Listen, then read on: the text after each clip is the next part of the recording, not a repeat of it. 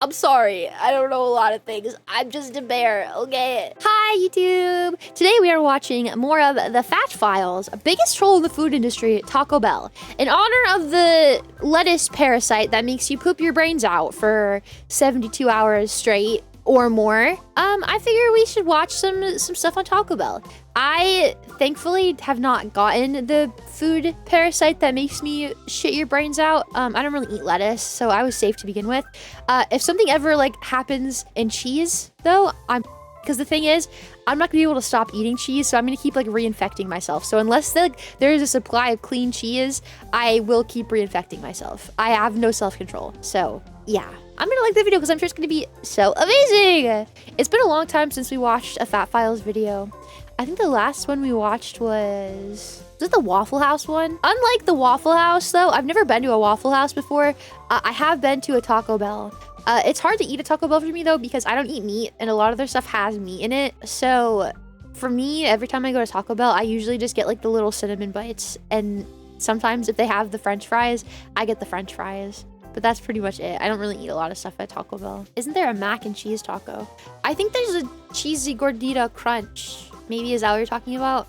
They like put cheese on the hot plate and then they stick the burrito on top of it and press it. That might be what you're talking about. This is gonna be one of those times where you're like, man, I feel like I knew that. It just never really dawned on me until now. Okay. Today we're talking about Taco Bell, probably the biggest troll in the restaurant industry. Yo quiero Taco Bell. Buh! That's not Okay, true. Have sorry. you read Wendy's Twitter? It's hilarious. Buh! Yeah, we know. Wendy's has a funny Twitter where they clap back at people in the comments section. Okay, what I need you to understand is that Taco Bell has been out here actively trolling entire government agencies, and they've been doing it since back in the 90s before the internet made that shit easy. They're quite literally one of, if not the only pioneer of meme-style marketing. And we're gonna get into it right after word from our sponsor. This video is brought to you by Sheath. Okay, look, I'm not gonna overcomplicate this. It's underwear with a pocket inside so you can stick your junk in it so your balls aren't stuck to your thigh. What? Okay, I've got this piece of paper with this page of all this shit I'm supposed to read. Like, oh, they have all these fancy new designs. Like, yeah, that's cool. They're also the official underwear of the UFC. Like, great. Okay, but look, here's the truth. You know who doesn't really need underwear to keep balls from sticking to their thigh? World-class athletes with six packs. Okay, you wanna know who does need this underwear? Bigger dudes that have been told at every doctor's appointment since they were like 11 that they needed to lose weight, and they just so happen to sweat anytime the temperature gets above. You know who really needs this underwear? Big fat guys who like to rub their bellies and go.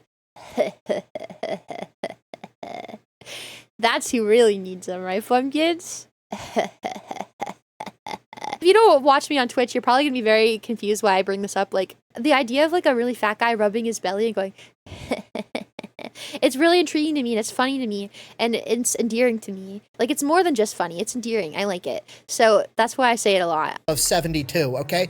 Don't fucking look at me and I won't look at you, all right? And you wanna know the best part about this underwear? You can buy a pair, try it out. Worst case scenario, you're like, you know what? Turns out I actually do enjoy my balls sticking to my thigh. You can just not stick your junk in the pocket, and then boom, you've got a normal pair of underwear that feels the exact same, except now you've got a secret pocket that you can, like, I don't know, hide stuff in if you wanted to. Oh, and you can put your weed in there. So yeah, Does that happen a lot? I have questions. Why do they stick to your leg? Why are they sticky? What if you put flour on them so they're not sticky anymore, like dough? I haven't made anyone try it, but I don't know. Why don't you just like get some spray deodorant? Do not spray. Wait, why not? There isn't a strong enough deodorant on the planet. Good Lord. I'm scared. I hope that I never have to see. They sound really, the more you guys talk about it, the more they scare me. I'm sorry. I'm just so confused. I don't like the thought of it being sticky. Is it like a Tabba squishy? you absolutely need to try some Sheath underwear. You literally have nothing to lose. The worst case scenario is that you bought some underwear. The best case scenario is that you never have your balls stuck to your thigh ever again. I'm gonna have a link in the discount code down below. Let's get back to the video. Our story begins in 1948 with a young man by the name of... Like one of those, you know how those hands that when you went to the dentist, they would give you a prize? It was like the slap hand, that sticky hand that you can slap on stuff. Is that how it is? Crazy. Glenn Bell. See what they did there? Glenn Bell, Taco Bell. Anyways, moving on. Glenn Bell has just returned home from serving his country as a cook in the United States Marine Corps. Okay, right out of the gate, things are already starting to add up. I've said it once and I'll say it again. You don't call up the Marines unless you want something dead, broken, or pregnant, and I've known that Taco Bell was military food all along. But Glenn didn't start off by selling Mexican food right out of the gate. He actually opened up a hot dog stand in San Bernardino, California, known as Glenn's Drive-In. And things go absolutely awesome. They go so awesome that after a couple of years, he opens up a second location and expands expands into not only selling hot Sells dogs, but hamburgers. also selling hamburgers. But then another restaurant comes into San Bernardino, California, and they're also just trying to sell a bunch of hamburgers, a little company called McDonald's. So Glenn decides, you know what, I'm not gonna try to out hamburger McDonald's. I'm gonna go ahead and make a slight alteration to my menu. I'm not gonna sell hot dogs and hamburgers anymore. I'm gonna start selling tacos. And my favorite little fun fact about this is that Taco Bell's The only place that sells like the only like the big fast food chains that sell hot dogs, isn't it just like Dairy Queen? Who else sells hot dogs? Sonic. Who else? Long John Silver's, the place that's known for their seafood and chicken. taco sauce is actually Glenn Bell's original recipe, the chili in his chili dog. Wait a minute. That's it. Einhorn is Finkel. Finkel is Einhorn. Einhorn is a man. Oh my God.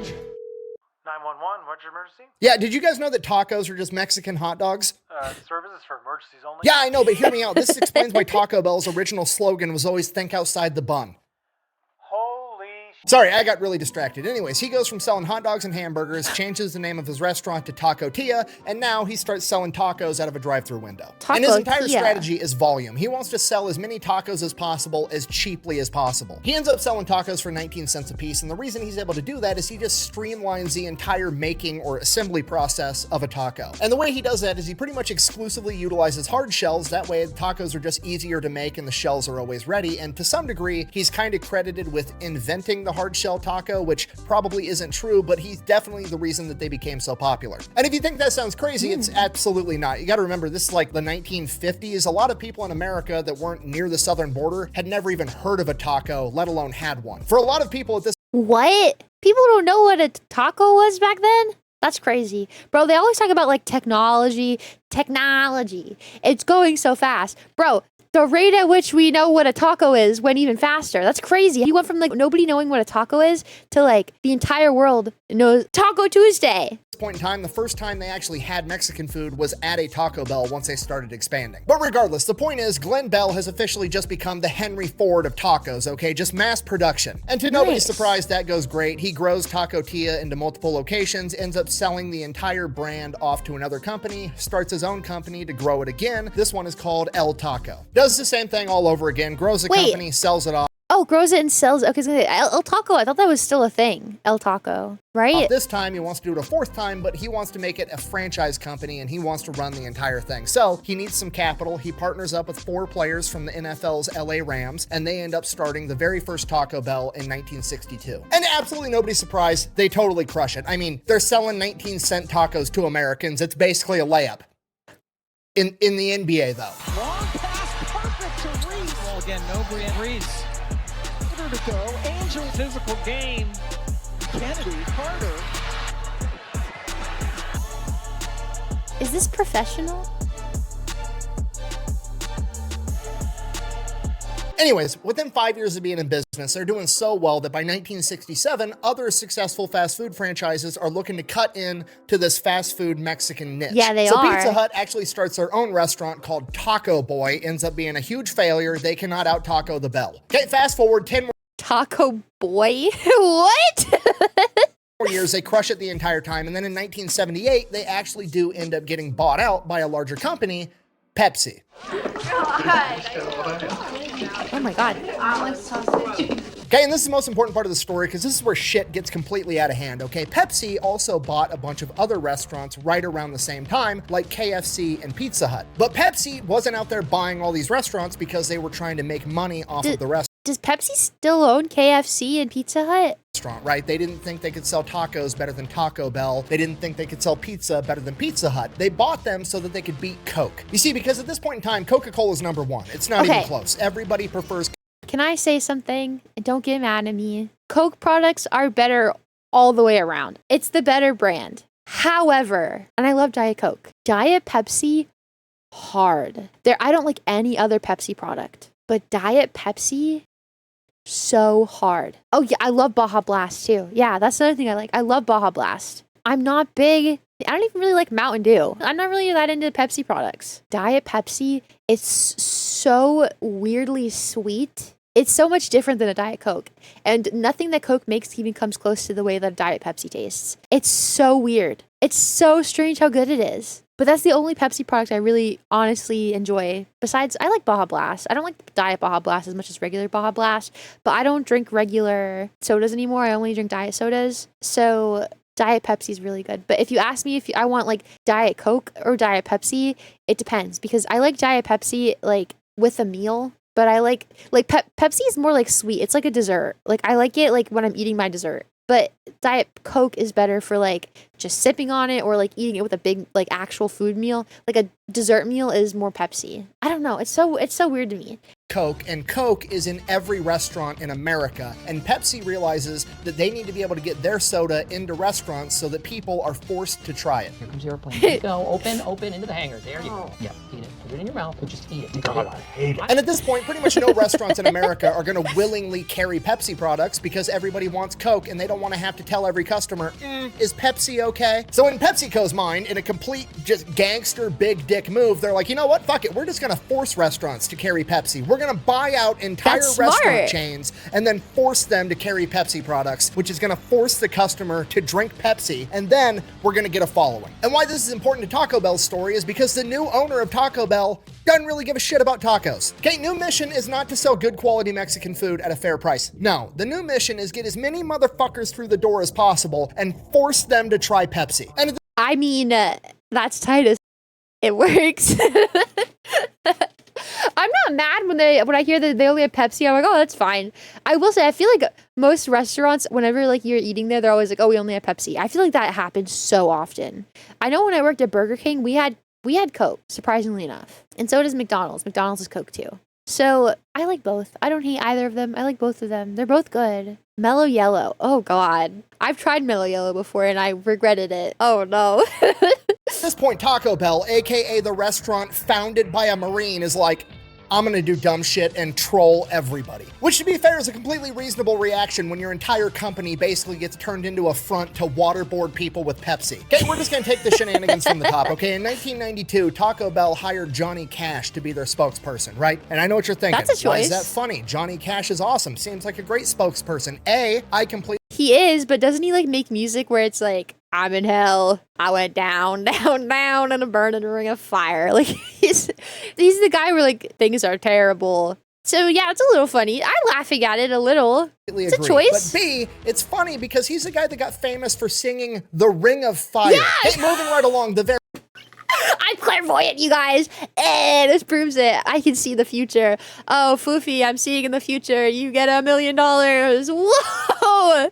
That seemed kind of far in the future, but I think it happens. very next year, 1993, Demolition Man the movie comes out. Okay, for those of you that are not familiar with this cinematic masterpiece, here's the entire never plot seen line. it. We're gonna take Rocky, we're gonna put him inside of a popsicle, and then we're gonna thaw him out like 100 years in the future so that he can fight Blade with blonde hair. So Taco Bell jumps in and they're like, you know what? Make us every single restaurant in the future. During the storyline of this movie, have a little offshoot where you pepper in the fact that every restaurant in the world is now Taco Bell because there was restaurant wars and Taco Bell fucking won. Okay, the longer this story goes on, the more sense it makes that it was founded by a Marine. By the time 1996 rolls around, they decide they're not gonna just troll their customers, they're gonna start trolling everybody, including the United States government. So what they did for April Fools in 1996 is they took out a full-page ad in the 7 biggest newspapers in America claiming that Taco Bell had reached an agreement with the US government to purchase the fucking Liberty Bell and that they were renaming it the Taco Liberty Bell instead. Now, bear in mind, this is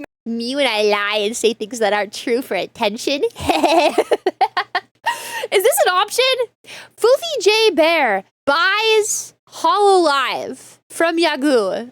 Fuufie J Bear buys Hololive. Can I? Am I allowed to? Can I just say it on the internet and it becomes true? I'm gonna be like, guys, I've made the choice that, you know, Hololive, what did they say? They were in debt. But me, Fuufie J Bear, am bailing out Hololive. And I want you to know that I've made the decision to purchase Hololive to save them. Please call me Yafoof instead of Yahoo. I could never own them. Could you imagine if they put me in charge of a VTuber agency? It'd be worse. Whatever Taco Bell has got going on over there, it'd be a million times worse. 1996. Public outcry is still moving pretty slow. There's no Twitter, there's no social medias where people can just immediately be a reactionary at the drop of a hat. Yeah. No, if you want to be upset about something. So stuff has to be funny because you either laugh or you look like a schizophrenic weirdo. I miss those days. I wasn't alive for them, but I miss them. I'd like to go to them. You've got to write a letter or you've got to go get a phone book, track down somebody's phone number, and call them. There was so much public outcry that by noon of April Fools, the Philadelphia branch of the National Park Service had to have an emergency press conference and tell everybody that it was just a joke and that they didn't sell the Liberty Bell to a taco company. Also worth noting, because it's funny, the White House press secretary at the time, when he was asked about this joke, decided to be a complete smartass and respond by saying, and I quote, "The federal government is also selling the Lincoln Memorial to Ford Motor Company and renaming it the Lincoln Mercury Memorial." And my personal favorite, in 2001, the Russian/Soviet space station Mir was gonna collide back to Earth. Okay, this is like the last remaining symbol of Soviet space travel success, and it is gonna fall into the ocean. There's got to be his big break. We've got to fuck with him. So Taco Bell is like, fuck it, we're gonna get a giant inflatable target and stick it in that part of the ocean with a big ass bullseye that says free tacos here. And if the Russians can manage to hit this fucking target with their space station, we're gonna give free tacos to everybody in America. Okay, this is why Pepsi's my favorite soda brand. Do I like the taste? No, but I just like how— Okay, wait, I'm serious. Seriously. Try Diet Pepsi. I'm telling you, it's like so sweet you don't even notice it's diet, and it's actually really good. It's really good. It's like a dessert drink almost. I could imagine like putting it, I know this defeats the purpose because it's diet, like a scoop of ice cream in Pepsi soda would probably really hard. Or like just a little bit of like a dash of coffee creamer in it would probably really hard. I'm just saying, just give it a chance, please. I like Coke more anyways, but I was happily surprised when, as an adult, when I got past like my Coke is better, and I gave Pepsi a chance. It was actually really good. Not even trying to be funny. It's good. how much they hate the USSR. Okay, for those of you a little fuzzy on the timeline, the USSR disbanded in 1991, right? 6 years later in 1997, Pizza Hut, the other restaurant owned by Pepsi, gets Mikhail Gorbachev, the former leader of the USSR, to appear in a Pizza Hut commercial to send the very clear, very loud message of communism can't out Pizza the Hut. And now, 4 years after that, the Mir space station, the last remaining symbol of Soviet success at literally anything, is about to fall out of orbit and collide with the planet, and a taco company is putting a giant target in outer space, offering free tacos to the entire country that beat them in the Cold War if they manage to hit this target with any remnants of this Soviet space station. Not only is this going to maximize the amount of people watching with anticipation as one of the last living memories of the Soviet Union dies, it's also one giant last middle finger letting them know, hey, we have complete confidence that you guys always miss. Which is exactly what happened. The Soviet space station did not hit the target, probably because it wasn't at point blank facing a wall, and Taco Bell did not have to buy everyone in America a taco. So Taco Bell is just god tier level shit talking and trolling, but on top of that, they also have brilliant marketing ideas. My personal favorite and most infuriating, mostly because it didn't stick around, was in 2017, Taco Bell collaborated with Lyft to have a taco mode inside of their app. And what taco mode What the is Lyft? Is that Uber but for weirdos? was that when you got picked up by your Lyft driver, they would then immediately take you to the closest Taco Bell drive-thru, let you get food, and then take you home from the bar. Wait, that's actually pretty cool.